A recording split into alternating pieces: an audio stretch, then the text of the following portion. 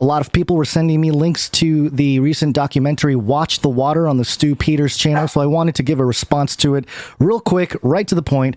Let's get into it. So I think a lot of the stuff mentioned by Dr. Artis in the documentary, who is a chiropractor, is mostly true and obviously concerning, but it was no secret that snakes may have been the origin of COVID.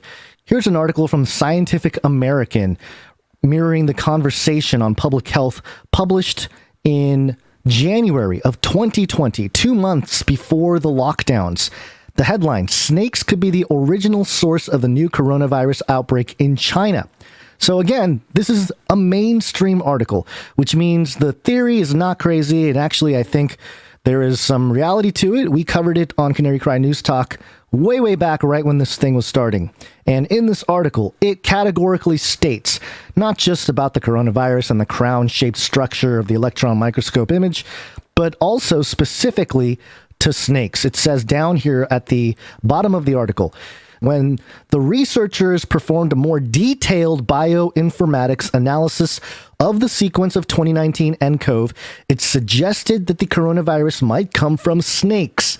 Now, the whole bat thesis was presented at this time as well, but they're saying that perhaps the bat got it from the snake. And again, this is in Scientific American, January 2020. Not crazy conspiracy theory blog. It continues on here. The researchers used an analysis of the protein codes favored by the new coronavirus and compared it to the protein codes from coronaviruses found in different animal hosts like birds, snakes, marmots, hedgehogs, mantis, bats, and humans. Surprisingly, they found that the protein code in the 2019 nCoV are most similar to those used in snakes. Once again, this is a mainstream outlet report. So the thesis is not crazy. It's out there. So this idea that this documentary was mentioning some kind of breakthrough, not really. But the way that Dr. Artis articulated this concept in terms of the biblical worldview and what it means, certainly it raised a lot of eyebrows, and I think it got a lot of attention because of that. God's greatest creation was you, and you are made up of a DNA strand of genetics that are unique to you. If I was going to do something incredibly evil, how ironic would it be that the Catholic Church or whoever would use the one symbol of an animal that represents evil in all religion, which is either the snake or the dragon, which is actually just a snake with legs. You take that snake or that serpent, and you figure out how to isolate genes from that serpent, and get those genes of that serpent to insert itself into your God-given created DNA. I think this is the plan all along, was to get the serpents, the evil ones' DNA into your God-created DNA. But there's more. Here's the National Library of Medicine, the NIH's own website here, and they have this article called Toxin-Like Peptides in Plasma, Urine, and Fecal Samples from COVID-19 Patients, the Sewage Surveillance, which I'll get to in a minute here. But in this article, the word snake appears 26 times, and specifically, snake venom appears 12 times in multiple places when describing all the findings in this report. Now, if you've been following Canary Cry News Talk for any length of time, you would know that, again, this is nothing new. This is artwork from August of 2021, so not too long ago, but the artwork displays the serpent inside of the coronavirus symbol, at least the way the public portrays what the virus looks like. But more importantly, this is actually really useful for the controllers who like to divide and conquer. It's perfect for mainstream corporate news entities, as they'll connect anyone who believes in the snake venom thesis here presented in the documentary as the same as this crazy guy allegedly who killed his children, a 1-year-old and a 3-year-old, because he thought that they were infected with serpent DNA. I know the story was out there last year, again, August of 2021, and allegedly the FBI were involved in all those conspiracy theories and nonsense, biblical nonsense about serpent seed and serpent DNA and all this kind of stuff. It's all part of this guy's alleged reason for murdering his children. So clearly, from that side of the aisle, you can see how anybody who believes in the thesis can be labeled as child murderer, or at least a threat, in the same way that this surf school owner killed kids after being enlightened by QAnon, according to the feds. On the truth or media side of the aisle, it's certainly more factually relevant to the pandemic or the scamdemic, but the narrative of COVID mRNA was made from snake venom is exactly what truthers, or maybe disgruntled QAnon types will latch onto.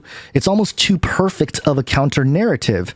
And while the documentary hits on facts a lot more than the mainstream with the likes of Fauci and all these talking heads, this alternative message is also funded. Stu Peters is part of Red Voice Media. Red Voice Media sponsors include Mike Lindell, the MyPillow guy, and Dr. Zelenko, who made some claims about, a bunch of people, millions of people dying from the vaccine, which, again, could happen in the years to come, but pretty sensational type of stuff.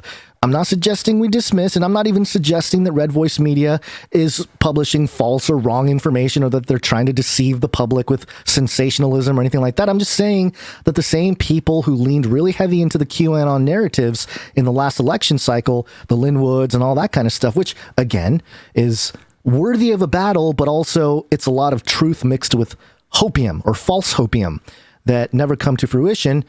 The same people are behind this documentary, so it's just something to keep in mind. Now, on to the water thesis of this film. The suggestion was that people were getting COVID through the water supply.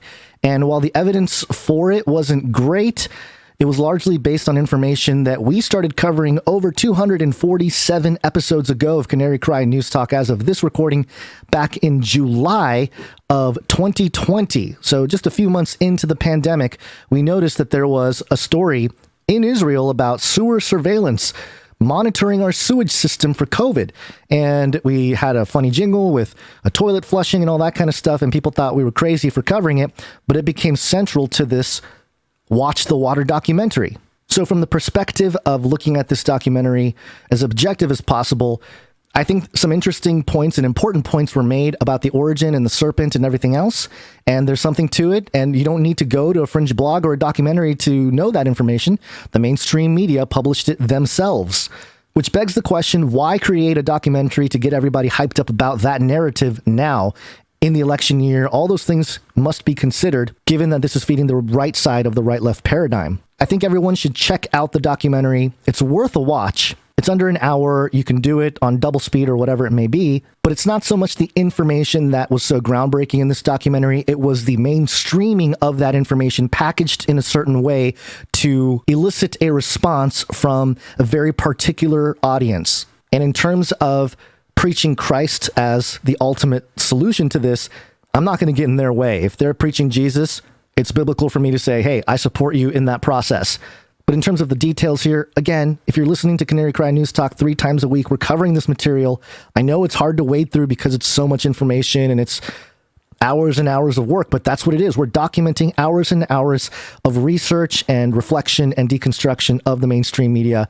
And a lot of times they tell you what they're doing ahead of time. You can call out what they're doing. You can predict their move based on what they're showing us now. So come join us on Canary Cry News Talk, where we think outside the cage 3 times a week. Other than that, appreciate you guys checking this video out.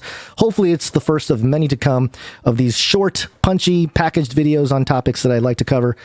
Have an awesome day. God bless.